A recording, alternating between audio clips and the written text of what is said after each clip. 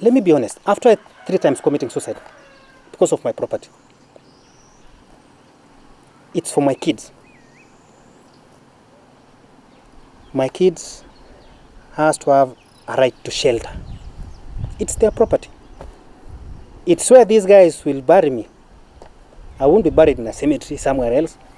It's where I'll be buried. Hapo ndio mimi ndazikiwa. But I was an athlete some times back, and I was doing really well. And after which I developed an injury with the groin, and it forced me to be out for a very long time. My athletics career started 2002, I think. That was when my elder brother had started competing outside the country. But though at that time I was still scared because in 1994 I was involved in an accident, and unfortunately I broke my leg. So that time, 2002, I was a little bit scared because, well, my brother was asking me like, just give it a try. If it doesn't work out, forget about it, because it's not a must that you follow my footsteps. So that year I started training slowly by slowly, though I was still, feeling, having that scary thing that maybe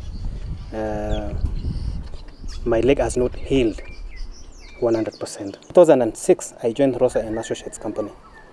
2007, you remember there was some clashes within the country. And at that time, the company engaged us and asked us that we are going for training, not in the country, but outside the country. So the company flew us to Namibia. We went to Namibia for like 3 months. While in Namibia, we were doing a very good training. We did a very good training because the place was nice, and we were following what was going on in the country. That is until when the late Kofi Annan came and did what he did, and everything came to normalcy. That was when we came back, and I had been booked for a race in Italy. No, in Austria. That is Austria Marathon, the first marathon. I went there, and with the little experience I had from the training, which Claudia had actually asked me to follow, and we did it.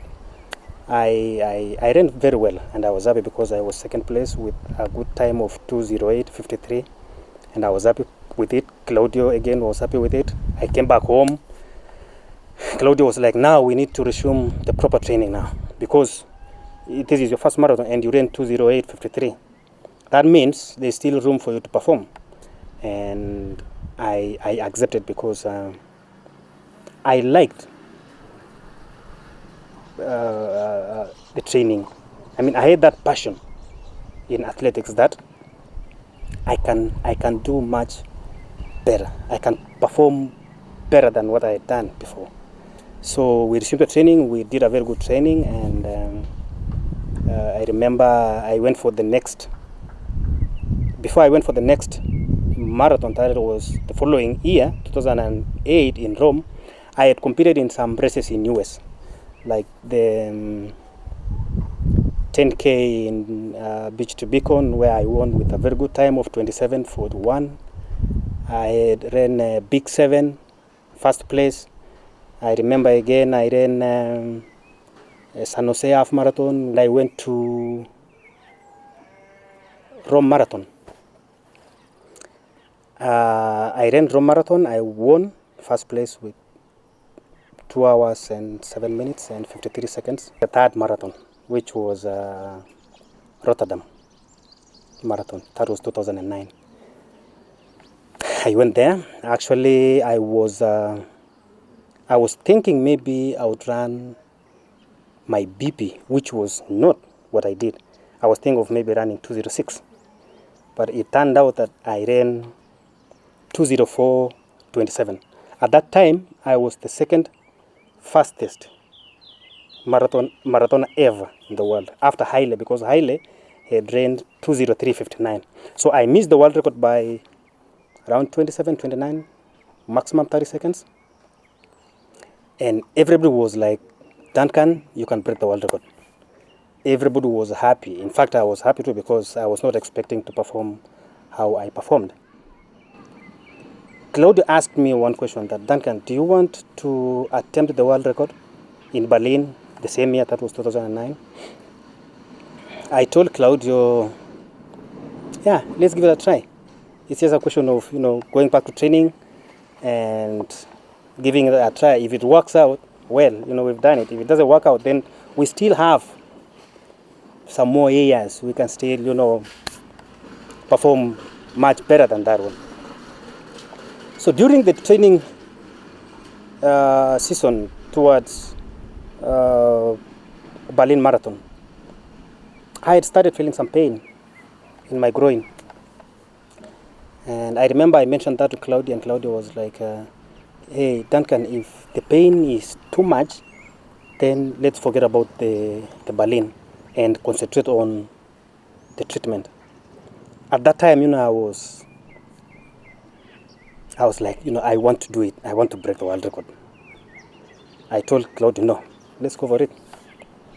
If it works out, well. If it doesn't work out because of the pain, then, we can come back to the treatment, and the next year, which was 2010, we can think of doing something else.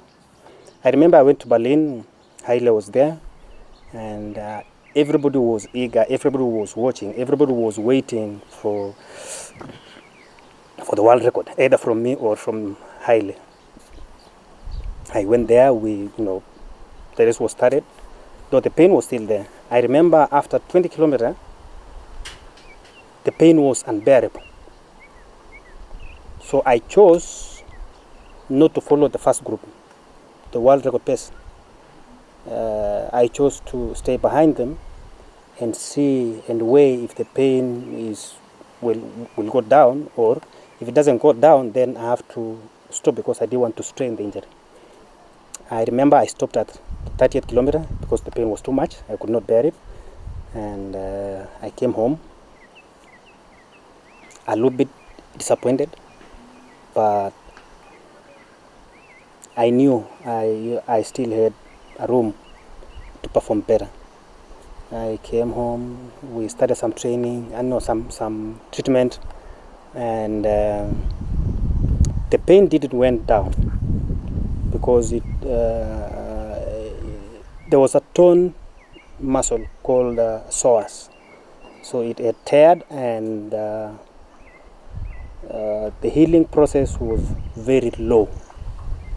So I did some treatment the whole of 2009, the last season, until December. Though I was going for training a little bit, not with the group now, I was going alone. 2010, I remember the pain had gone down. I don't know, I just felt like the pain had gone down.